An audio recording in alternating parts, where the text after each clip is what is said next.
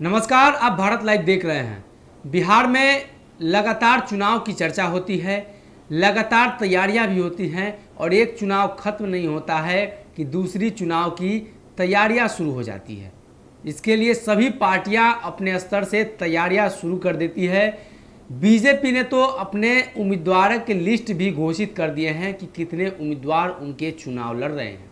ऐसी स्थिति में जब पार्टी बेस पे चुनाव नहीं हो रहा है और बीजेपी उम्मीदवारों की घोषणा कर चुकी है, इलेक्शन कमीशन के द्वारा ये भी निर्देश दे दिया गया है कि जो लोग पार्टी का झंडा और पार्टी के नाम के तहत चुनाव लड़ेंगे उनका चुनाव रद्द कर दिया जाएगा।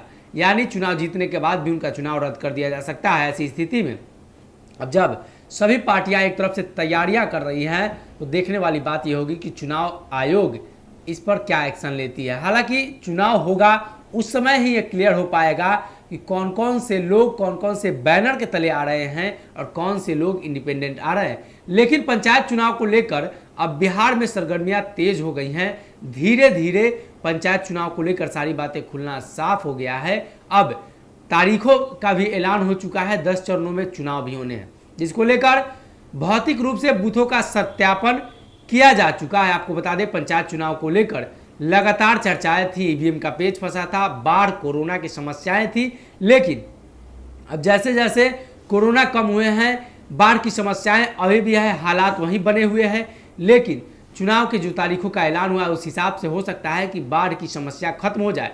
अब पंचायत चुनाव को लेकर बड़ा अपडेट आ गया है कि जिन जिन बूथों पर संवेदनशीलता का मुहर लगा है, यानी जिन बूथों पर पहले कोई कार्यक्रम कोई अवैध रूप से कार्य हो चुके हैं, उन सभी बूथों को संवेदनशील बूथ घोषित किया जा चुका था। उन सभी बूथों पर अतिरिक्त पुलिस बल की तैनाती की जाएगी और 100 मीटर के अंदर जो लोग भी हलचल करने की कोशिश करेंगे उन सभी लोगों पर कार्रवाई होगी।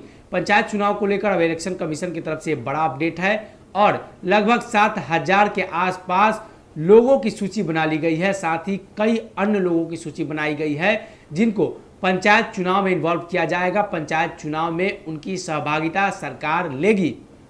अब पंचायत चुनाव को लेकर सरकार की तरफ से, इलेक्शन कमीशन की तरफ से बार बार गाइडलाइंस जारी किया जा रहा है। आने वाले दिनों में पंचायत चुनाव का जो तारीखों का ऐलान हुआ था, धीरे धीरे सब कुछ क्लियर हो पाएगा कि कौन से चरण में किस स्तर पे और कहां पे कैसे किस प्रकार से चुनाव की व्यवस्था कराई जाएंगी। इन सभी व्यवस्था को लेकर अब इलेक्शन कमीशन भी गाइडलाइन जारी करने की तैयारी में है। आने वाले दिनों में पंचायत चुनाव को लेकर जो कुछ भी अपडेट होगा हम आपको देंगे। आप बने रहिए भारत लाइव के साथ और पंचायत चुनाव से जुड़ी हुई जो भी समस्याएं हैं आपकी क्षेत्र के, वो सभी समस्याएं आप हमारे कमेंट बॉक्स में लिख सकते हैं।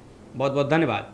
अगर ये वीडियो पसंद आई और वह बिहार के राजनीति और बिहारियत से सरोकार रखेनी तो सब्सक्राइब बटन दबा के चैनल के सब्सक्राइब कर ली। ओजे एगो घंटी बा, ओकरा बटन दबा देला से कुल सटीक और मारक खबर रुआ मुफ्त में मिल जाई। अगर रुआ पत्रकारिता के हमनी के नया प्रयोग में सहयोग कर चाहतानी तो ज्वाइन बटन दबा दी।